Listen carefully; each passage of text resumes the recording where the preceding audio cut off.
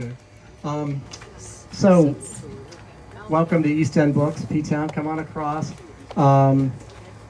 We use the microphone and the speaker because the beautiful state-of-the-art European bathroom back there has, let's say, a rather loud flush and hand dryer. So that's why you would think, it's an intimate crowd. Why do we need it? That's the reason why. So just ask everybody to please use the microphone. And then that's for our live stream audience and the recording, which to say, to remind people who encountered this video later, which a lot of people watch the recording of the events, Facebook has changed their policy and now they're deleting videos after 30 days. So we're moving all of the book event videos onto our YouTube channel. And so this one will probably be on tomorrow. They're usually the day before. But on our Facebook page, you can watch the video of this event, for 30 days. And there'll be links on both to buy the book directly from there. So you are looking at the beautiful new public park behind us. And I might even just turn this up just a little, I think. Hello?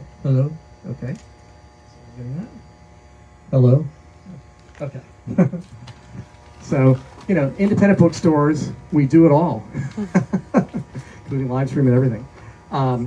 So this book, which you see right here, Cape Cod Tales and Travel Companion, this has been one of the fastest sellers we've had this summer. So it's been very exciting for people coming to get it, and for us in the bookstore. I'm sure the author, the editors, and the speakers will be telling you about what we already know, which is that anything Cape Cod people are hungry for, especially newer stuff. There's just not a lot out there. And this is just a beautiful companion. I have taken it to the beach myself on walks at Heron Cove and then sitting down and reading it and thinking about it. It's the perfect size to stick in your pocket, or in your purse or your bag. Really fantastic, and it features some of my favorite authors and people that are writing in it. So just have a couple quick announcements. We will have signed copies of this book while they last. So we'll be signing all the books. I got extra orders in for this so we could get signatures, and we'll do that, and we'll have them available for you. Our August events are all on our website. We just added another event, so you can look on our website about that. And that's the very next event is tomorrow night.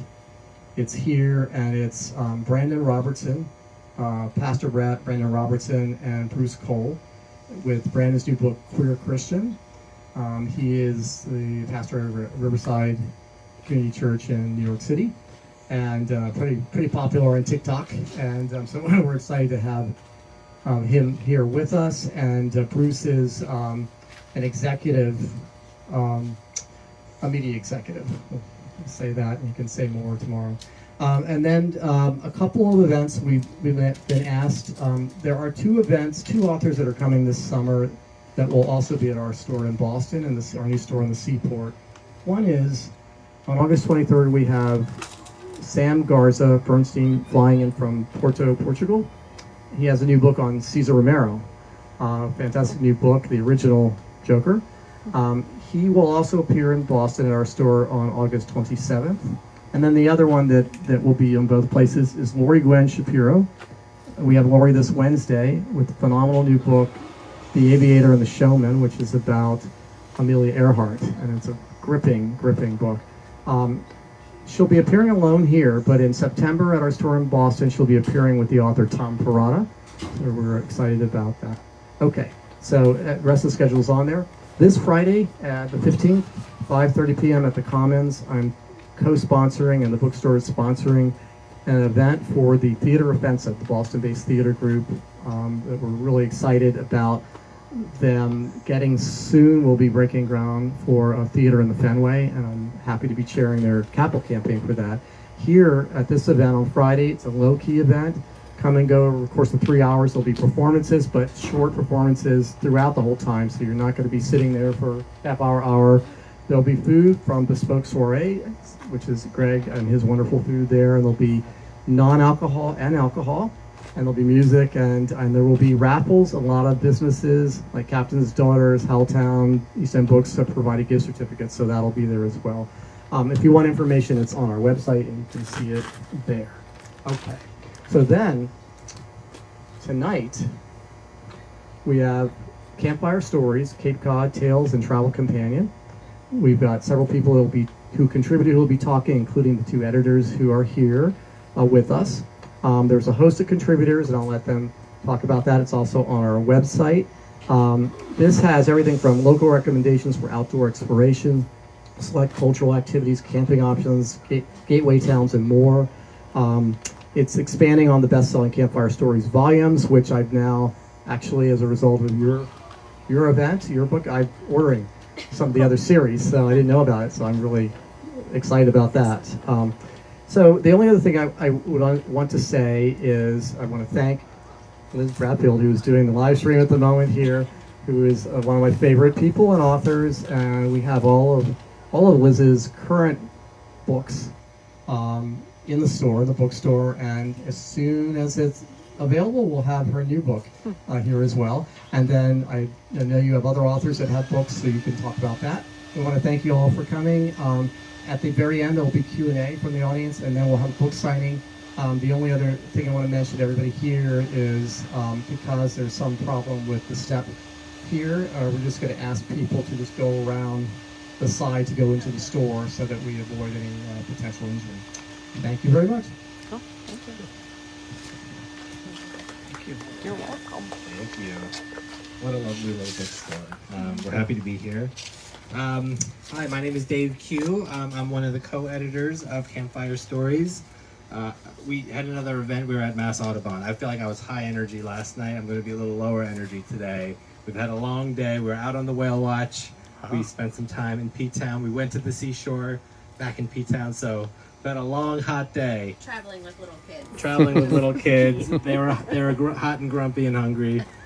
So, but I do get the pleasure. We have so many readers with us, so I'm going to introduce the project. I'm going to hand it off to Ilyssa to introduce this book, and then we'll get out of the way so we can hear directly from the authors. We started this Campfire Stories project in 2016, and I guess we were looking at a future where we're just going to settle in. We're from Philadelphia, and we were like, oh boy, we're gonna settle in Philadelphia without having lived anywhere else. And then I suggested, how did that happen? I suggested, why don't we make travel kind of part of our lives? And then I had the great idea, let's sell our house and then we can buy a van and then we could just travel the country working on this book series. And Ilyssa said, no, we're adults. And that's a terrible idea. So instead we we started with a Kickstarter, but the idea ultimately was to look at our national parks and find new ways to tell stories about the diverse ways that they have come together, all the different types of people. Certainly bringing out the historical stories, but also the new energy that's going into these parks. So those first two volumes were about national parks across the country. Boy, I feel a little less prepared. I got it. You got it? I got you. I got you. Scrambled. All right. Alyssa's going to take us away. So Dave and I, sort of just to give you some background on where the idea for the project came from. A lot of people ask that at our events. We did not grow up camping. We camped for the first time sort of on accident. We were trying to go to Toronto for a design festival. My background's in design, industrial design, and design research. And right before we left, there was a trash strike. So we had to quickly figure out a different trip to take. And a friend recommended that we head up to Acadia National Park. And we couldn't afford to stay in any of the fancy hotels, so we camped. And we did everything wrong. We slept on the ground with no sleeping pads or anything, and the granite just sucked all the heat out of our bodies. But we fell in love with the outdoors, and we fell in love with Acadia. That's where we're headed after we're here on Cape Cod. And we've been back every summer, fall since. and it's actually where we kicked off this whole book project. But to us, a good campfire story tells you a little bit something about the place that you're in. We found that when we were looking for campfire stories, there were only spooky ghost stories that we could find, and we are chickens. We do not like a scary story, especially when we're outside in the elements.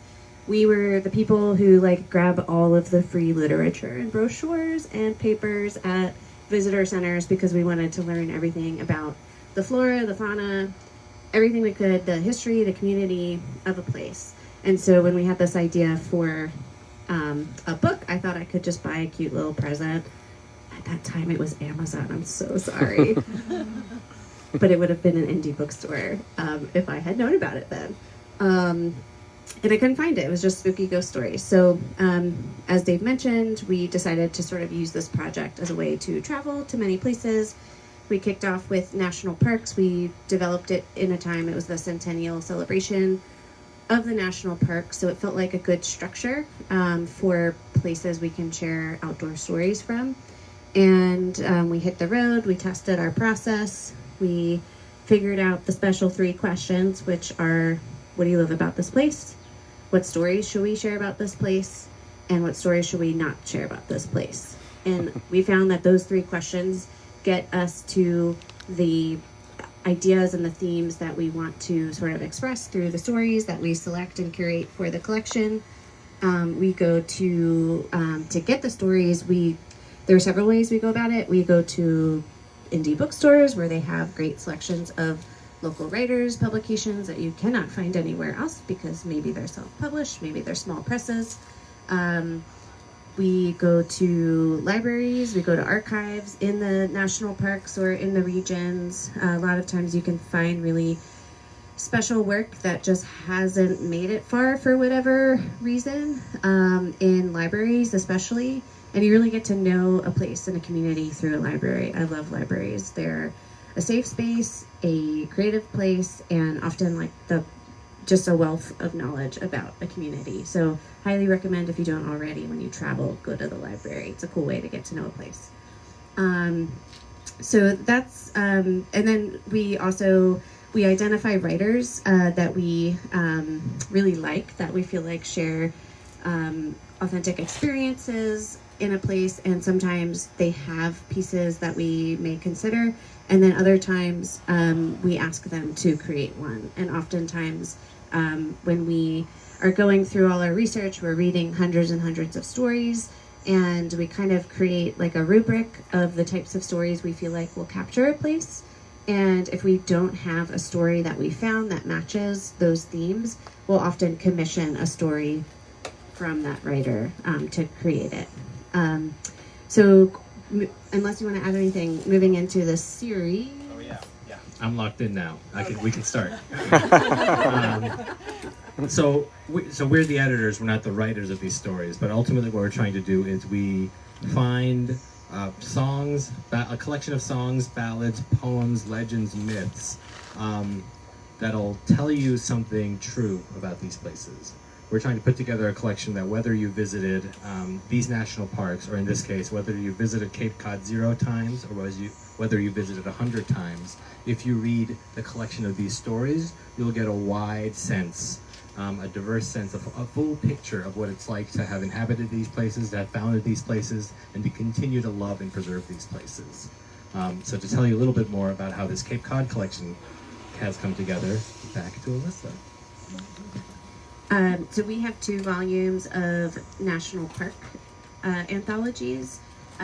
Each book includes 6 to 7 national parks and scenic trails. We've had the good fortune to get to travel with those books and do book talks like these across the country. And almost every event, someone's like, when are you going to come to my special place? I want to read stories from my favorite place. And we're like, that sounds cool. Like, where's that?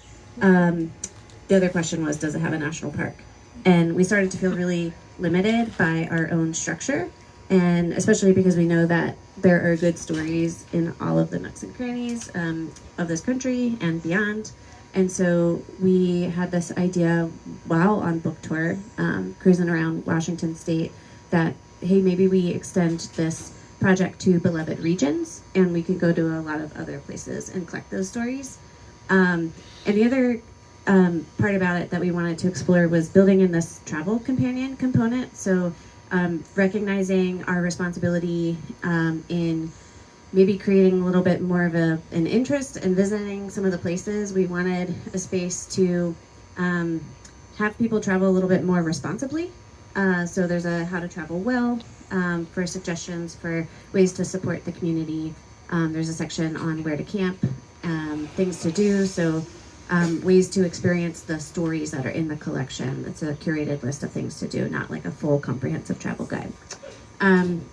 So moving specifically into Cape Cod, we have 3 writers from the collection here tonight, and all 3 we sort of found in different ways. And I thought that the way that we could introduce them and have them share their work is through just sharing some of the themes that we heard instead of reading from our introduction. So same order as last night, I think we'll do, which I have to quickly remember what the order was. You. Mary. Yeah. Are you ready if I introduce you? Okay, cool. So one of the immediate things that I was delighted by when I came here was that this was more of an exercise of curation in terms of story selection, because as everyone here I'm sure knows, that there's a wealth of creatives and writers that have written about this special magical place. And so it was in a way kind of almost harder to create the collection, because I had to make some pretty tough choices in terms of which we selected. And one of the things that I was most fascinated by was learning about the history of the dune shacks and the folks that continue to keep the tradition of those as creative spaces alive through artist residencies in the dune shacks. And I think it's a good example of how we kind of combine cultural elements and history of a region with sort of the natural landscapes. And it was really awesome to read a piece by Mary Bergman, who's going to come up in a moment, who got to spend some time in a dune shack for a residency. And do you want to do Mary's introduction? Sure, I'll read the bio. So Mary Bergman is a writer whose work is dedicated to documenting and preserving the unique ways of life of people living by the sea. She can be heard as a contributor to a Cape Cod Notebook, a weekly nature and natural world radio essay program on WCAI, the Cape and Islands NPR station, and her work has also appeared in Historic Nantucket, End Magazine, The Common Online, McSweeney's Internet Tendency, Provincetown Arts, and other places where great stories are told. Please join me in welcoming Mary Bergman.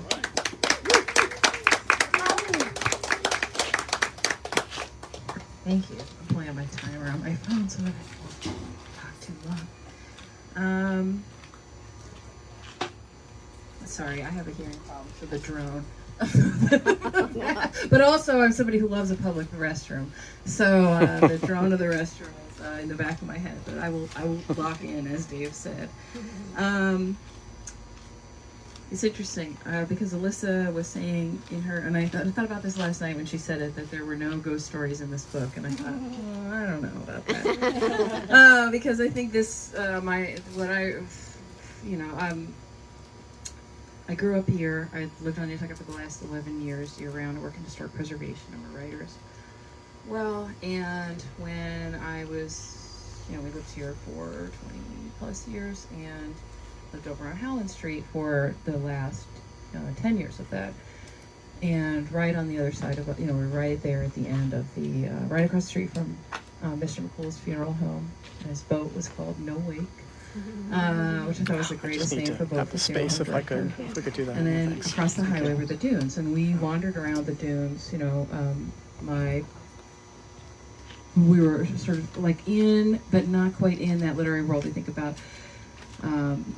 My mother was published for Province Arts magazine. My father was a town manager, and we had, I think, like a little bit of a resolve. And so that world of the dune dwellers was one that was always fascinating to me, and one that I felt that was impenetrable, and that you could really only access walking around in the wintertime.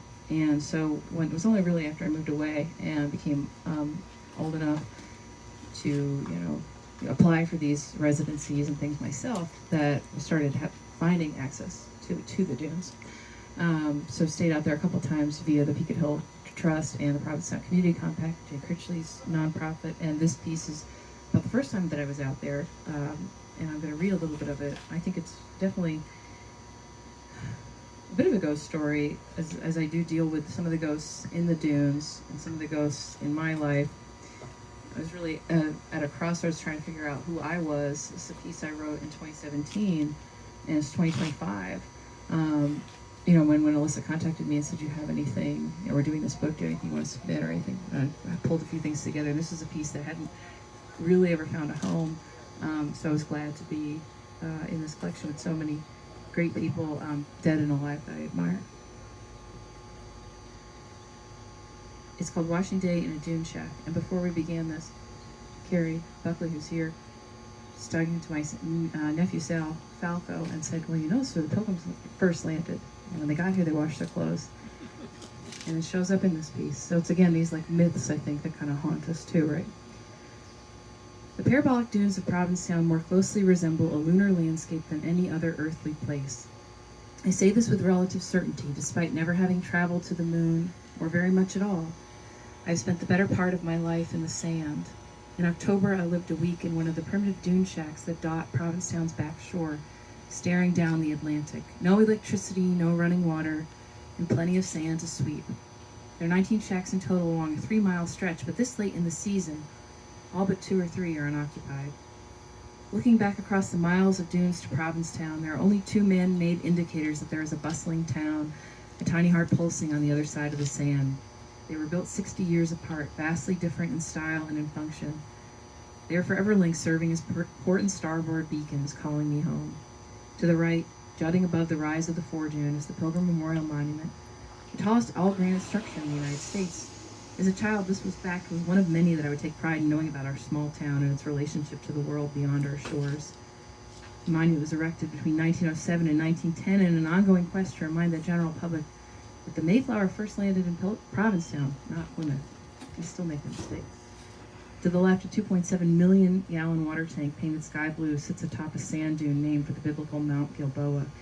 It was constructed in the 60s as the town's summer population began to balloon. It serves as a reminder as to why the Pilgrims left Provincetown only 1 month after they landed. Provincetown, for all its natural beauty, history, and freedom, has no freshwater source of its own. All the town's drinking water comes from nearby North Truro, 50 miles and miles of pipes snaking under the sand. And they don't let you, Truro does not let you forget that. I tell you all this so you can understand the pure joy and wonder I experienced in learning that deep under the sand dunes, some 30 feet below, there is fresh water. All you have to do is dig. On the Pilgrims' first Monday in the New World, the women went ashore for the first time with the sole purpose of washing their clothes. Imagine it, their uneasy steps on dry land, their warm leather shoes sneaking into the sand. They praise God they survived the trip and said a prayer for those who did not. Then it was time to tackle the task of washing the company's clothes. Some 130 people were aboard the Mayflower. The first clean clothes in the New World, starchy with salt from the same harbor I swam in.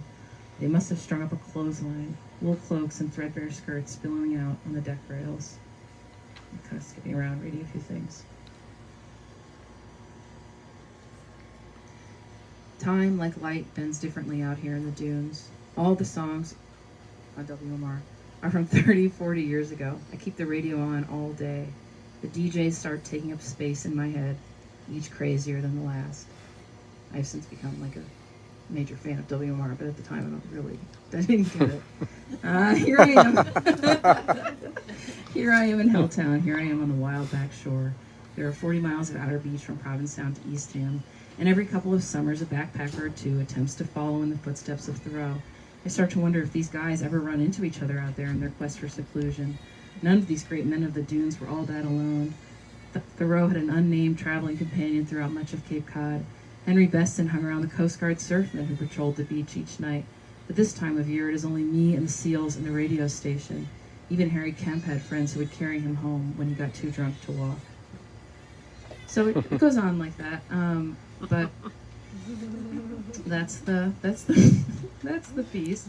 And it's kind of about this ongoing quest at, I think constantly trying to figure out that you're not going to figure your life, that life is trying to figure your life out. And there's what better place to do it than out in the dunes, when all there is to do is think and watch the swallows swoop down. Thanks. Thank you, Mary. Okay, so I'm just gonna stand because I'm gonna pop out in a second. So awkwardly getting on this chair again.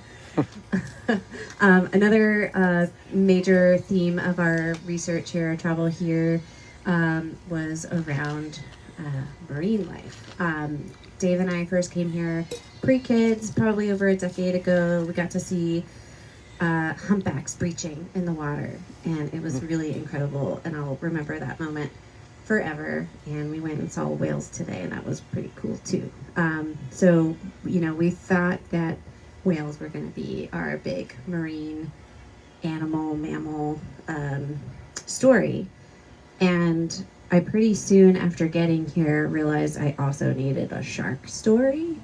There was no escaping sharks, white sharks specifically. We quickly learned through various interviews and documentaries and great conversations with folks like Liz Bradfield that there exists this tension within the community around white sharks, that for a long period of time there were less white sharks here, and a big part of that had to do with the clubbing of seals due to their impact on the fishing industry, and their primary food source had then sort of disappeared, and so did the white sharks. But it's what I learned soon after, a conservation success story. So while a lot of people are fearful when they go in the water, it's also one that is celebrated and joyful for many others, whichever way you look at it. So I found this tension to be sort of an interesting one to explore. And in all of our reading, I did not find many shark stories. There are some mentions of sharks, but no sort of dedicated shark stories, and I thought that would be kind of cool to find someone who might be able to add to the literary viewpoint on sharks. And I thought of Liz Bradfield, who supposedly struggled with that quite a bit. But we talked quite a bit about marine life and got to go on a really cool boat ride with Liz, who was hoping to see a white shark on our journey. So without further ado, I will have Liz Bradfield come up after Dave introduces him. So Elizabeth Bradfield is the author of 5 poetry collections, most recently Toward Antarctica, and co-editor of the anthologies Cascadia Field Guide, Art, Ecology, Poetry, and Broadsided Press, 15 years of poetic and artistic collaboration. Editor-in-chief of Broadsided, Liz lives on Cape Cod, works as a marine naturalist, and teaches at Brandeis University. Please welcome to the stage, Elizabeth Bradfield. Thank you. Get all comfy here. It's a joy to be here and to talk about this book with these writers who I appreciate so much. And like Mary, I got some ghost stories too, right? So, whatever. We said spooky stories. I do work on the water here. I have worked on the whale watch boats out of Provincetown since I came here in the late 1990s, and I love that work, and I love getting to introduce people to the marine world. You know, whether you're 8 or 80, every time I go out, I'm like, how many of you are on your first whale watch? And inevitably, it's at least 70% of the people I can see who are raising their hand. And that's amazing to me, to get to be with them when they have their first encounter with a humpback whale, a fin whale, a minke whale. I have also been really interested in everything about the marine world and have been fortunate enough to have been able to help with the research that's being done at the Center for Coastal Studies on the return of gray seals to this ecosystem. And that inevitably puts us at a crossroads where we can start looking at sharks as well. And Ilyssa Setti is the director of the SEAL research program at the Center for Coastal Studies, and I've helped her with observation work that she's done in Truro, standing on a bluff looking down at seals passing the shore, and we've seen sharks. I've helped out with doing photo documentation and assessments of entanglements of seals in haulouts in Truro and also in Provincetown. And we look at scars, right? We look at wounds on these seals and try and assess, how many seals are getting away from white sharks in addition to how many are being eaten. And so seeing a white shark is still something for me that is utterly surprising and thrilling. How many of you have seen a great white shark from Cape Cod? Yeah. So not many, just one. For all of the 400 plus sharks that the Atlantic White Shark Conservancy and Dr. Greg Skomel have tagged, very few of us have seen a white shark. And it's an amazing gift, amazing presence. We know they're here. There's a listening buoy right out there in the water behind me that picks up the passage of sharks that have been tagged by the buoy. Now I've talked too much. So I'm going to read the poem that I wrote. I was so happy and honored to be asked to write about sharks for this collection, because I think they're really amazing. And I think about the fascination that we have for sharks, and I think about the rewilding of this shore and the return of the waters of Cape Cod to a different sense of respect and exchange between the human and more than human folks who go from land into the water. I need to lock in, Dave. I need to lock in. I'm rambling. So this poem, I'm going to read it from this new book of mine that's coming out in just a couple of weeks here, because it's easier to hold in my hand. It's only easier because I'm holding a microphone. Otherwise, the Campfire Stories book is the perfect thing to hold in your hand because it's cozy. But to hold both things, I kind of need a different span. So the title of this poem is Shadow, Carcharodon Carcharius, and it starts with a quote from Damon Benningfield talking about the ampullae of Lorenzini, which is in the quote. The top predators of the oceans, great white sharks, and some of their kin, have an extra sense to help them find and track prey, the ability to detect the tiny electrical fields that are generated by all living organisms. They're so sensitive that they can even detect a beating heart. Think about that for a second. So cool. It took me a long time to write this poem. When Ilyssa asked me to, I wrote a lot of really bad poems with a lot of facts about sharks until I figured out why they're so amazing to me. And hopefully this poem engages with that. It kind of goes back and forth between the sharks themselves and another story. Shadow. For you, Shadow, the skin-holding sea flickers, surges with light, scent, the pulsed charges of bird heart, cod heart, seal heart. I have envied and feared those for whom the spirit veil is thin, who sense what to me is wind, but for them is presence beyond birds. Your eye, I learn, Shadow, is able to see in both darkness and day, is not black, but indigo, a dye that harmed many more in its enslaved making than your hungers ever have. Only twice have I been certain some spirit hovered near me. Once, the night I was married, just a couple blocks that way, on a sleeping porch beside the bay where I still swim. You hover in the trough at slack tide, in the shadow between sandbars, listening with your other senses, your body a tuning fork thrummed by other bodies. We woke in the night in that borrowed house, on the bed in the winterized porch, something unhappy on the other side of the wall, something. The quiet of you, how the one time I saw you from the cliff's ragged field site, you emerged more than rose into sight, shadow becoming presence. A sound, a chair scraped, thrum of ire. I held my love and, instinctive, hardened into a shield, every part of me, no. And it faded. We could not return to dream. I've seen what you've missed more than witnessed the taking, punched curve at the hip of a seal, fresh pink-white or furred over scar. I've seen you slide up a dead whale's flank. The friend whose house it was, unsurprised, told us her mother had died there, her last years full of confused pain. What did her spirit speak or seek? I read that your body, unlike the bodies of whales, of turtles, of tuna, Lucky Shadow, is not hurt by the poisons, PCBs, mercury we've sloughed into your ocean. I felt myself shift into pity then, fear and fury ebbed.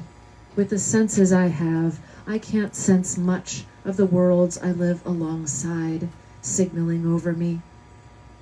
Shadow, the tags that sound out your passage are nothing but moments of presence, nothing of what pulls you or what changes the skin you can shade at will. Shadow, I don't seek or fear you, but I know you're there, under the bay's bright scrim. Your sense is vaster and older than anything this body or the gray folds of my human mind, fired by strange sparks, can know. Thank you. I also got to write a little essay about sharks for the guide because, you know, that's a personal story, but it doesn't tell you a lot about sharks. And Ilyssa felt like a little bit more narrative context could be helpful. So there's an essay in here as well, and I'll just read one tiny little corner. Because I think it's interesting, you know, we think of white sharks, but there are so many sharks in the waters around Cape Cod, so many beautiful sharks. And this is just a snippet. The following shark species are allowed to be harvested in Massachusetts. And this was true when I wrote this 2 years ago. Smooth dogfish, spiny dogfish, Atlantic sharknose, bonnethead, fine-tooth, blacknose, tiger, blacktip, spinner, bull, lemon, nurse, scalloped hammerhead, great hammerhead, smooth hammerhead, boarbeagle, common thresher, ocean whitetip, blue. That's a lot of shark species that we still harvest in these waters. And we are so lucky that for the most part, white parks and sharks are protected and are returning as apex predators to these beautiful waters. So thank you.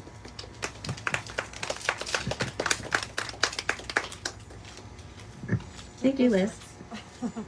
It's fun doing these events with the same group of folks over the last couple of days because I feel like we get new little stories each time. So even if it felt like a ramble, it was a worthwhile one. So thank you.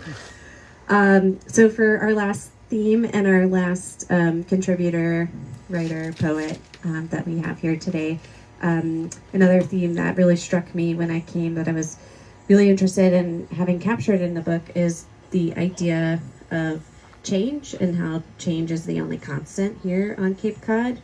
In sort of the stories that I was reading, there's different representations of the landscape, and that is because it has changed so much over the last hundreds, thousands of years. And thank you to wind and water and ocean, and the fact that we're all on a big sort of outcropping in the ocean on sand. The coastlines will change, and so maybe your favorite hike or spot may disappear the next day or the next week or the next year.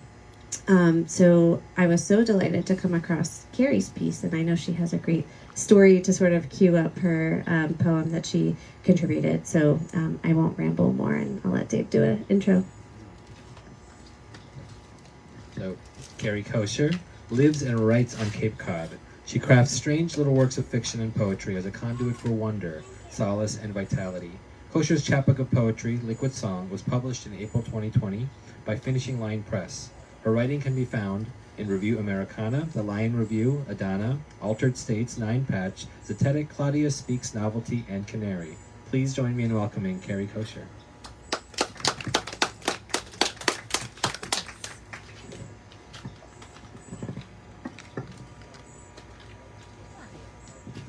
everyone. I spent a couple minutes last night talking about how grateful I am for WCAI, and that features in the poem, the radio station that we're lucky to have on the Cape. When I first moved here, was the first year that it existed, and without it here, I think I would have been incredibly lonely. It's just so nice to have sympathetic minds and hearts coming to you through the radio. But I wanted to mention just briefly another organization, since we're in Provincetown, and that is the Fine Arts Work Center, which has always been supportive of burgeoning writers. So I just thought I'd mention that it's right here, and it's another group that has supported writers like myself for decades. So the poem that I'm going to read, the poem that's in the book, is inspired by two experiences. The first experience was when I go for a run, I like to explore new places. And I'm not the kind of runner that runs for speed. I'm the kind of runner that runs for the experience of place. And so one of my discoveries was the Fire Road in Eastham, right near Nauset Lake Beach. And it was spectacular, just, right on the edge, right looking over what felt like the edge of the earth, right? You've got the cliffs and you've got the water, and it's just stunning, and it feels like it's all yours and not yours at all. And so one summer I discovered it, and I ran that trail, which was the Fire Road. And the next year I went back and thought, wow, I can't wait to run my favorite trail and see it all again. And I went, and it was gone. Literally gone. The ocean had just scooped it up and taken it away. For those of you who are familiar with Nauset Lake Beach and the stairs and the bathrooms and the changing rooms, regularly get scooped up and just swept away with the winter tides.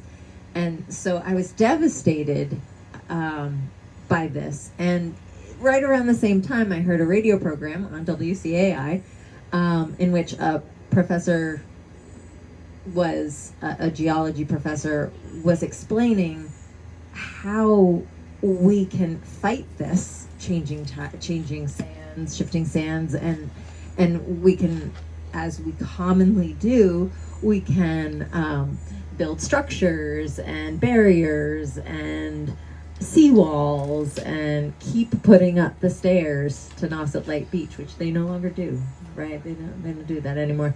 But year after year, we would keep investing in these structures. And he said, you can keep doing that if you want to, but the ocean is not listening. The ocean doesn't care. So this poem is a result of the combination of those two experiences. So without further ado, I'll just read it. It also starts with a quote. Bear with me.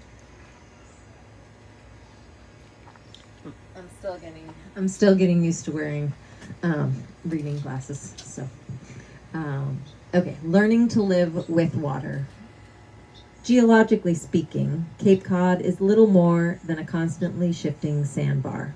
Brian Morris, WCAI, local NPR station. Spring finds last year's Fire Road, winter crumpled into the ocean.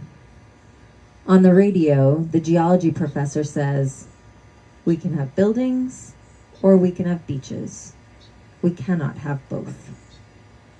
I walk to the cliff edge, crane over the ocean's bite mark to see the scar. I measure how much, how far, but cannot fathom what is gone. A flight of swallows swoops and dances in the space that was sand. I want it back. Yesterday, the fire road. I want sunsets and seals. I want wild lilies in the woods. I want to walk along the precipice, to balance on the edge of earth and sea, now and then. I want to hold in the cup of my mouth the sun and the moon and the summer and my breath forever. But the ocean has other plans. Protecting the seashore has left a dynamic coastline, the professor says. I bring you to see the scrub pine, torn from the edge, tossed into the sand like a bone sucked clean of flesh. A fishbone or a wishbone, snapped between two hands. Which one is lucky? In their natural state, dunes and shorelines come and go. The professor says the shoreline is supposed to change, erode, evolve. That very shoreline, the one that attracted us, must vanish in order to exist. We have two choices, he says. Let the water in or try to keep it out. We are drawn to magenta cloud, jet sea, moontide and riptide transform us, reshape us. We cling to a shoreline, crumpling in our hands. Learning to live with water, there is a dawning. Everything is ephemeral. Everything closes, empties, evaporates. Laughter fades into silence, light into darkness. Even darkness, given time, disappears.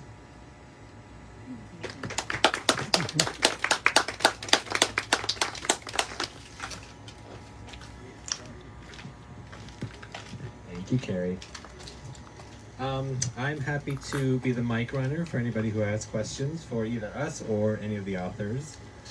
But I might, as we get settled in, I might kick it off with my own question of, certainly as we settled into putting together this anthology of Cape Cod, we had to kind of struggle through some lightweight authors like Henry David Thoreau or Mary Oliver.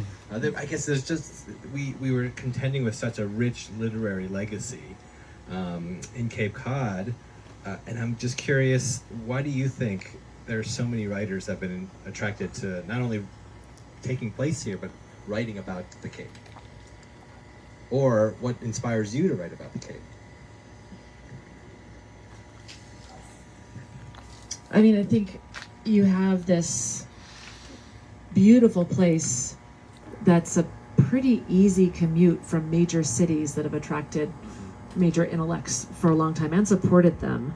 So for Thoreau, easy enough to come from Boston, Concord, wherever. And then more contemporarily, I mean, the combination here historically of it being affordable after fishing crashed, right? Homes got super cheap. It was bohemian. You could find a winter rental and just write your little heart out for super cheap. That is not true anymore. But the foundation of the Fine Arts Work Center in the 1970s and that nurturing of an artistic community, Alan Dugan, Stanley Kunitz, they were founders of the Fine Arts Work Center, and that gravitation toward a place where work is being made and nurtured, I think, is really important. And I don't know, we're the end of the earth, one of the ends, right? There's Miami, there's Provincetown, Key West, maybe more. Elizabeth Bishop liked it down there. There's Homer, Alaska, Kachemak Bay Writers Festival. I think these edges and corners, these far places are spots where people who are interested in making work and maybe living in a way that's not exactly supported by mainstream capitalism, whether that's a social life, queer culture, or an economic life, barter culture. These are places where we can still find little nooks and crannies.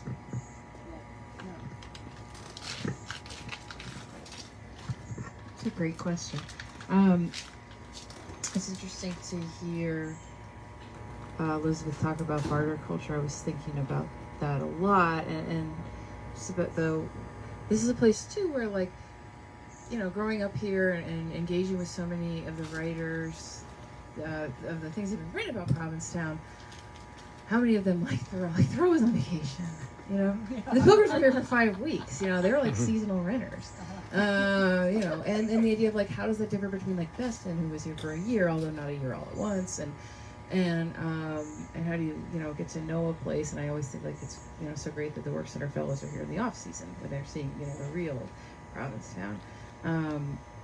But it can be kind of scary to think about that huge, like, where is your place as a writer, and how do you not just be, you know, you don't want to just be a regional writer, and then like I'm on Nantucket where I'm writing novels, and there's, you know, a couple really big names of people who are writing these, you know, place-based novels, and how do you find a place for yourself to stick out? And I think that's why this collection is exciting, is you'll see a lot of people, a lot of really great people who are dead. And maybe we should have had a seance with some of them. It would be so cool. Maybe Halloween, come back. We'll do the ghost stuff. And then to think about, yeah, like, you know, the Michael Cunninghams and the Mark Dotys of the world, where, you know, these real giants, and for there still to be room. And I think it's special, and it's great too to have so many women featured in this collection as well. Women are not, you do not see a lot of women in nature writing historically. There's woman, there's a man alone in nature trope, there's not a woman alone in nature trope. I think being out of the dunes is so fantastic because you're only really scared of the coyotes. It's like the one place where you're not scared of men. You know, it's like what is out there is the fight of the threat of the natural world. So, yeah.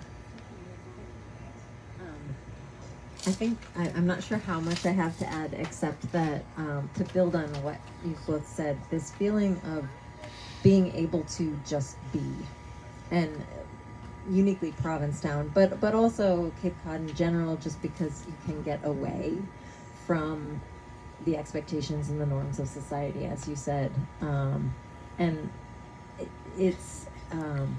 I think in order to tap into the writerly voice and the authentic self, you have to be able to be. You have to let go of the expectations of you that society has. Thank you. Any other questions?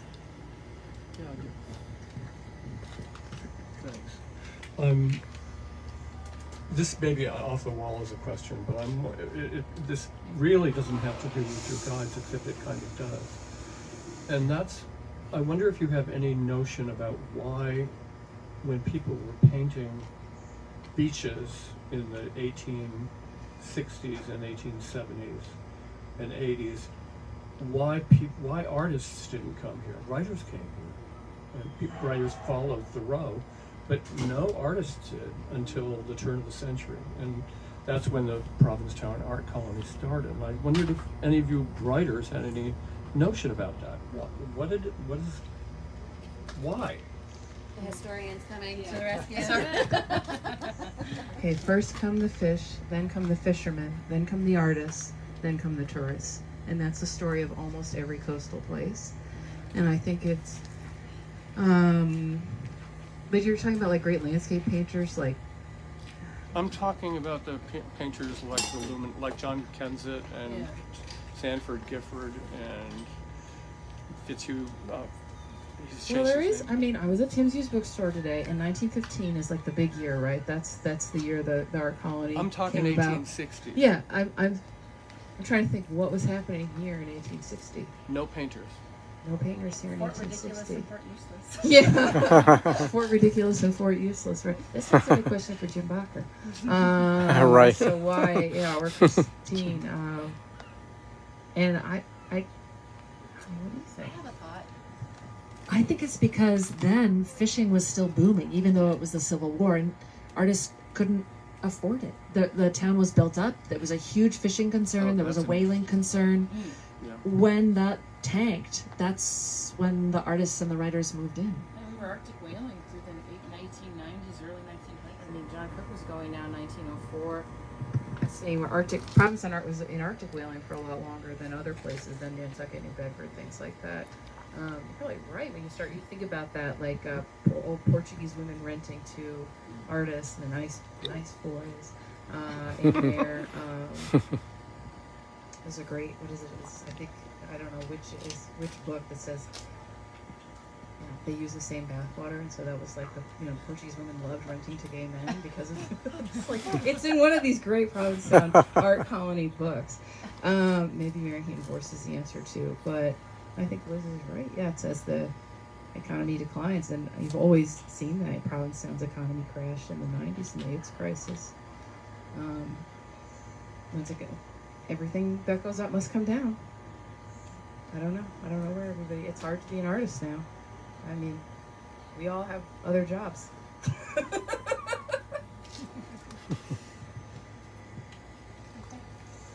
I think at that time, Provincetown had the highest per capita income in the state. Yeah. The Provincetown was rich in the late 1800s. It had the highest per capita income in the state of Massachusetts. I think we need to fact check this, but because of the fishing, because of the whaling. And so maybe people were brought in to do portraits and things like that, but for time and space and cheap lodging, that needed to crash.